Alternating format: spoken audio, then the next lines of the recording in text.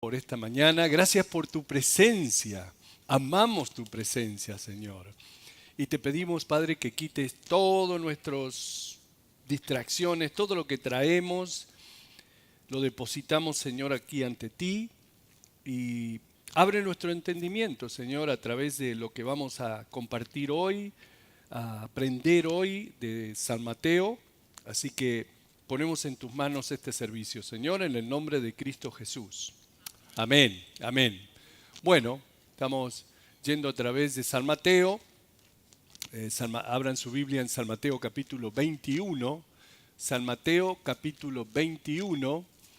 La semana pasada, el domingo pasado, habíamos quedado con Jesús ya en Jerusalén, en la última semana de su vida terrenal.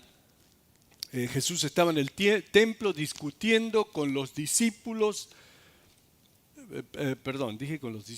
con los principales sacerdotes y los ancianos. Ellos le hacían preguntas con toda la intención de hacerlo caer para luego acusarlo y así atraparlo y juzgarlo. Jesús, conociendo sus malos pensamientos y sus planes, los confronta con preguntas que ellos no podían contestar y hablándole en parábolas también. Por eso aquí en San Mateo capítulo 21, versículo 33, que es donde habíamos quedado, Jesús les dice: oír otra parábola. Hubo un hombre, padre de familia, el cual plantó una viña, la cercó de vallado, cavó en ella un lagar, edificó una torre y la arrendó a unos labradores y se fue lejos. Bueno, Jesús aquí se está refiriendo a la parábola de la viña que se encuentra en el libro del profeta Isaías, en el capítulo 5, la cual ellos conocían muy bien. O sea que en el momento en que menciona esta viña con su cerco, su prensa, o sea, su lagar, donde prensaban las uvas o también los olivos, ellos se dan cuenta de que eso era lo que el profeta Isaías describe acerca de la nación de Israel, de cómo Dios plantó la viña y luego vino para recoger el fruto y lo que encontró fueron uvas silvestres, uvas salvajes. Por eso dice que se fue lejos y dejó la viña. Ellos sabían muy bien que esa viña representaba a la nación de Israel. De manera que este padre de familia plantó una viña, la cercó de vallado, cavó en ella un lagar, edificó una torre y la arrendó, o sea, la alquiló a unos labradores y se fue lejos. Versículo 34. Y cuando se acercó el tiempo de los frutos, envió sus siervos a los labradores para que recibiesen sus frutos. Mas los labradores, tomando a los siervos, a uno golpearon, a otro mataron y a otro apedrearon. Envió de nuevo otros siervos, más que los primeros, e hicieron con ellos de la misma manera. Finalmente les envió su hijo diciendo: tendrán respeto a mi hijo. Mas los labradores, cuando vieron al hijo, dijeron entre sí: este es el heredero. Venid, matémosle y apoderémonos de su heredad. Y tomándole, le echaron fuera de la viña y le mataron. Cuando venga pues el señor de la viña, ¿qué hará a aquellos labradores? Le dijeron: a los malos destruirá sin misericordia y arrendará su viña a otros labradores que le paguen el fruto a su tiempo. Bueno, con esa respuesta ellos mismos cayeron en la trampa. Los personajes de esta parábola, el dueño de la viña, ¿quién es? Dios. La viña, Israel. Los labradores, los líderes religiosos judíos, los siervos, los profetas y sacerdotes que permanecieron fieles a Dios y predicaron a Israel. El Hijo, por supuesto, Jesús. Y por último, los otros labradores son los gentiles, los no judíos. Eso seríamos nosotros. Ahora, al decirles esto, Jesús estaba poniendo al descubierto el complot asesino que ellos tenían. Estaba declarando los planes de ellos. Entonces les pregunta, cuando venga pues el Señor de la viña, ¿qué hará a aquellos labradores? Y ellos inmediatamente contestaron, a los malos destruirá sin misericordia y arrendará su viña a otros labradores que le pagan el fruto a su tiempo. Cayeron en la trampa, porque lo que ellos describen es exactamente lo que iba a ocurrir. Versículo 42. Jesús les dijo, ¿nunca leísteis en las Escrituras? Y les vuelve a recordar un salmo que ya les había recordado, el Salmo 118. ¿Nunca leísteis en las Escrituras?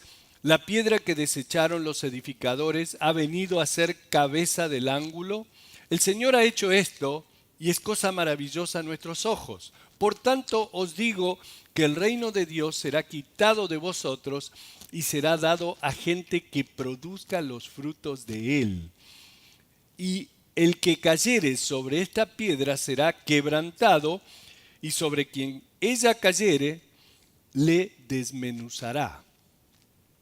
Y oyendo sus parábolas, los principales sacerdotes y los fariseos entendieron que hablaba de ¿quién? De ellos. Pero al buscar cómo echarle mano, temían al pueblo porque éste le tenía por profeta. La gente lo respetaba, el pueblo lo tenía a Jesús como profeta. Pero aquí Jesús está prediciendo que el reino les será quitado a ellos.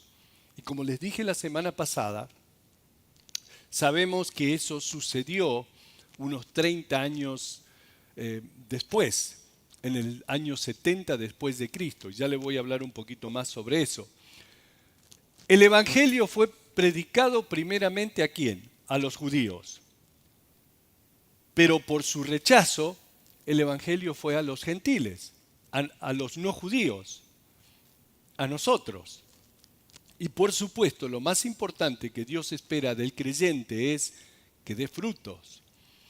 El versículo 43 dice, por tanto os digo que el reino de Dios será quitado de vosotros y será dado a gente que produzca los frutos de él. Bueno, en San Juan capítulo 15, Jesús dice, yo soy la vid verdadera y mi Padre el labrador. Todo pámpano que en mí no lleva fruto lo quitará y todo aquel que lleva fruto lo limpiará para que lleve más fruto.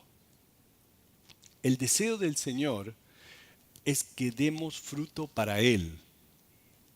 La viña natural, Israel, no lo hizo. Así que los labradores fueron echados de la viña y el reino fue dado a otros para que la hagan dar frutos. Bueno, esos otros somos nosotros. Y luego dice, y el que cayere sobre esta piedra será quebrantado, y sobre quien ella cayere le desmenuzará. Hay tanto que decir acerca de la piedra que rechazaron los edificadores, porque si caes sobre ella, te quebrarás. Pero si ésta cae sobre ti, dice, te desmenuzará, te desintegrará. En realidad, de acuerdo a las Escrituras, vas a tener una de dos relaciones con Cristo Jesús. Como tu Señor y Salvador o como tu juez. Si caes sobre Él en arrepentimiento, serás quebrantado y entrarás a una nueva vida plena y rica. Pero si no te arrepientes de tus pecados y no lo aceptas a Él, y Él es tu juez, dice que vas a ser desmenuzado. O sea, olvídate. Estos son los dos aspectos, las dos caras de Jesús con las que la gente se va a enfrentar. Y ahí tú eliges. Tú eliges cada día.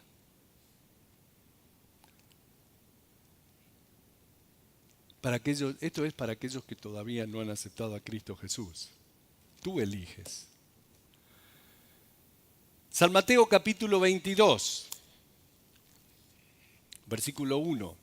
Respondiendo Jesús les volvió a hablar en parábolas diciendo: el reino de los cielos es semejante a un rey que hizo fiesta de bodas a su hijo y envió a sus siervos a llamar a los convidados a las bodas, mas estos no quisieron venir. O sea que se casaba el hijo, los siervos fueron a llamar a los que habían sido invitados, pero ellos rechazaron la invitación. Volvió a enviar otro siervo diciendo: decid a los convidados, he aquí he preparado mi comida, mis toros y animales engordados han sido muertos. Iba a ser una buena fiesta, ¿no? Buenas carnitas ahí. Y todo está dispuesto, venid a las bodas. Mas ellos, sin hacer caso, se fueron, uno a su labranza y otro a sus negocios, y otros, tomando a los siervos, los afrentaron y los mataron. Los afrentaron significa los abusaron y los mataron. Al oírlo el rey se enojó y enviando sus ejércitos destruyó a aquellos homicidas y quemó su ciudad. Entonces dijo a sus siervos: las bodas a la verdad están preparadas, mas los que fueron invitados no eran dignos. Id pues a la salida de los caminos y llamad a las bodas a cuantos halléis. Y saliendo los siervos por los caminos, juntaron a todos los que hallaron, juntamente malos y buenos, y las bodas fueron llenas de convidados. Y entró el rey para ver a los convidados, y vio allí a un hombre que no estaba vestido de bodas. Y le dijo: amigo, ¿cómo entraste aquí sin estar vestido de boda? Mas él enmudeció. Entonces el rey dijo a los que servían: atadle de pies y manos y echadle en las tinieblas de afuera. Allí será el lloro y el crujir de dientes, porque muchos son llamados y pocos escogidos. Esta es una parábola muy descriptiva y a la vez profética. Porque primero los siervos fueron a llamar a los que habían sido convidados, a los invitados, pero ellos se rehusaron a venir. Sabemos que el Evangelio primero fue llevado por Jesús a los judíos. Ellos lo rechazaron. Pero ahora ya está todo listo para la boda. El sacrificio ha sido hecho. Él ya murió en la cruz. Los siervos han salido para llamarles, pero ellos comenzaron a preocuparse por sus granjas, por sus negocios. Esa fue la predicación de los apóstoles a los judíos después de la muerte de Jesús. Pero los judíos siguieron rehusando a venir. Él estaba furioso por estos invitados y envió sus ejércitos que los destruyeran y quemaran la ciudad. Eso, por supuesto, regresando a 70 años, en el año 70 después de Cristo, eso sucedió exactamente unos 30 y pico de años después de la muerte de Cristo Jesús. ¿Cuándo? Cuando el general romano Tito entró a Jerusalén, quemó la ciudad de Jerusalén, mató a muchísima gente y los demás fueron dispersados por todo el mundo. Por lo tanto, el juicio de Dios le llegó a través de Tito, Y Jesús aquí predice eso, que la ciudad sería quemada. Así que luego enviaron mensajeros por todos los caminos hasta llegar a ¿dónde? A los gentiles, invitando a todos a venir a la boda. Y fue de esa manera que el Evangelio llegó a nosotros. Ahora, aquellos que hemos sido invitados a la fiesta, es necesario que nos vistamos con la vestimenta adecuada para la boda. Es necesario que seamos vestidos en la justicia, la cual es de Cristo Jesús, ¿a través de qué? A través de la fe. Hay algunos que tratan de ingresar sin la ropa adecuada. Hay algunos que no se han puesto esa justicia, no se han puesto encima esa justicia que es a través de la fe en Cristo Jesús, sino que tratan de entrar en su propia justicia o por sus propios esfuerzos o por sus propias buenas obras. Bueno, esos nunca lo lograrán. ¿Vieron esos que dicen, yo no le hago mal a nadie, yo soy buena persona, yo hago esto, ayudo aquí, ayudo allá? Qué bueno, buenos valores, pero eso no te salva. Cuando Él examine a los invitados, si no están todos vestidos con las ropas de justicia, que es a través de la fe en Cristo Jesús, serán, dice, echados fuera. ¿Dónde es el lugar donde crujen los dientes? Y eso es para aquellos que, sí, siguen, sí, yo espiritualmente estoy bien, sí, pero todavía no voy a ir. Voy a la iglesia, acompaño a mi esposa, acompaño a mi esposo, y es muy lindo lo que escuchamos, pero todavía no estoy listo para aceptar al Señor. Eso es para ellos. Que sí, que bien, qué lindo, todo. Mis hijos son respetuosos, sí, porque van a la iglesia. Pero ¿qué tal tú? Esto es para ti, que todavía no has tomado ese paso de fe, de aceptar a Cristo Jesús. Te vas a quedar afuera. Ellos van a entrar al reino de Dios, pero tú te vas a quedar afuera. Tú eliges. Ahora, no paran ahí estos, ¿eh? Dice el versículo 15. Entonces se fueron los fariseos y consultaron cómo sorprenderle en alguna palabra. Ahora son los fariseos. Y le enviaron los discípulos de ellos con los herodianos, diciendo, ¿quién eran los herodianos? Y bueno, recuerdan que era el rey Herodes, y estos eran los herodianos. Diciendo, maestro, sabemos que eres amante de la verdad y que enseñas con verdad el camino de Dios y que no te cuidas de nadie porque no miras la apariencia de los hombres. Tú no te intimidas de nada, ni de los ricos, las personalidades, y sabemos que lo que tú dices es verdad. Eres un hombre de verdad, recto, directo. Por lo tanto, versículo 17, dinos pues qué te parece. ¿Es lícito dar tributo a César o no? Pero Jesús, conociendo la malicia de ellos, les dijo, ¿por qué me tentáis, hipócritas? ¿Por qué me tientan? ¿No te pasa que a algunos familiares a veces cuando están en una fiesta así y te tiran esas así indirectas y ay, ¿por qué me tentás? Tengo que decirte tantas cosas, y ahí le avientas con la Biblia por la cabeza, con versículos, pero eso te lo dicen para hacerte sufrir nomás. Ellos pensaban que con esa pregunta tan sutil lo iban a atrapar. Claro, porque si Jesús decía, sí, es lícito pagar tributo a César, entonces los judíos lo hubieran odiado y se hubieran apartado de él. Hubieran dicho, este es un traidor porque está de acuerdo con los romanos. Ustedes saben que los judíos odiaban a los romanos y le habían dicho a Jesús anteriormente que ellos no eran esclavos de nadie.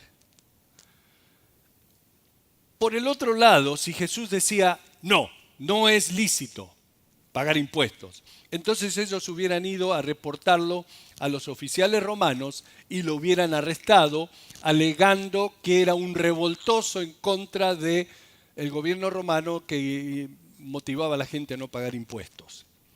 Jesús, reconociendo que estaba tratando de atraparlo, que era una trampa, les dijo: ¿por qué me tentáis, hipócritas? En otras palabras, ustedes me quieren hacer caer a mí. Y les dice, versículo 19, qué astuto el Señor, ¿no? Mostradme la moneda del tributo. Y ellos le presentaron un denario. Entonces le dijo: ¿de quién es esta imagen y la inscripción? Le dijeron: de César. Y les dijo: dad pues a César lo que es de César y a Dios lo que es de Dios. En otras palabras, paguen los impuestos a Roma y den sus diezmos a la iglesia. Muy simple. El Señor no le anduvo con vuelta. Le dice: paguen los impuestos como debe ser. Hey, vivimos en este país, debemos pagar impuestos como paga cualquier persona que vive en este país. Y a Dios, sus diezmos, sus ofrendas. Versículo 22. Oyendo esto, se maravillaron y dejándole se fueron. Aquel día vinieron a él los saduceos, ahora los saduceos, que dicen que no hay resurrección, y le preguntaron. Bueno, ustedes saben que los saduceos eran una secta religiosa judía que no creían en la resurrección, ni en ángeles, ni espíritus. Ellos eran los materialistas de esos días. Y le preguntaron, versículo 24, diciendo: Maestro, Moisés dijo, si alguno muriere sin hijos, su hermano se casará con su mujer y levantará descendencia a su hermano. Hubo pues entre nosotros 7 hermanos. El primero se casó y murió, y no teniendo descendencia dejó su mujer a su hermano. De la misma manera también el segundo y el tercero, hasta el séptimo. Y después de todos murió también la mujer. En la resurrección, pues, ¿de cuál de los 7 será ella mujer, ya que todos la tuvieron? Entonces respondiendo Jesús le dijo: errad ignorando las Escrituras y el poder de Dios. En realidad, con esto ellos creían que estaban haciendo ver la idea de la resurrección absurda, como ridícula. Y bueno, hoy en día también hay gente que no entienden la resurrección porque no conocen las Escrituras ni el poder de Dios, y también tratan de hacer ver la resurrección como algo absurdo. Y inventan cosas para confundir a la gente, cosas como, por ejemplo, cuando comenzaron los trasplantes de órganos. Si te hacen un trasplante de corazón y el donante también es cristiano, cuando se mueren, ¿con cuál de los dos cuerpos irá el corazón en la resurrección? Tratan de hacer ver la idea de la resurrección como algo absurdo. Esa era la idea, hacer ver la resurrección como ridícula. Entonces respondiendo Jesús les dijo: erráis ignorando las Escrituras y el poder de Dios. Muchos se equivocan porque no conocen las Escrituras. Es más, esta mañana estaba escuchando a un cantante, no sé ni de dónde era, que había hecho un álbum que era el mejor álbum que tenía porque había encontrado la estabilidad en su vida, espiritualmente estaba bien, su vida amorosa estaba bien, todo estaba excelente, por eso había hecho ese álbum. Dice, porque sabemos que la eternidad es verdad, sabemos que vivimos aquí, pero después también vivimos eternamente. No sé a dónde vamos, dice, pero yo me siento ahora bien en este momento y sé que voy a vivir eternamente, no sé dónde, pero hay vida eterna. Ignorándole, yo sabiendo que iba a tener que decir esto, digo, qué justo lo que está diciendo este. La gente, porque dijo, a lo mejor nos, ¿cómo se dice? Cuando nos vamos, encarnamos en otra persona. Ya la regó. Yo pensé que iba a sacar a Jesús, en cualquier momento iba a decir, el Señor, la palabra dice, no, dice, a lo mejor nos encarnamos en algo más.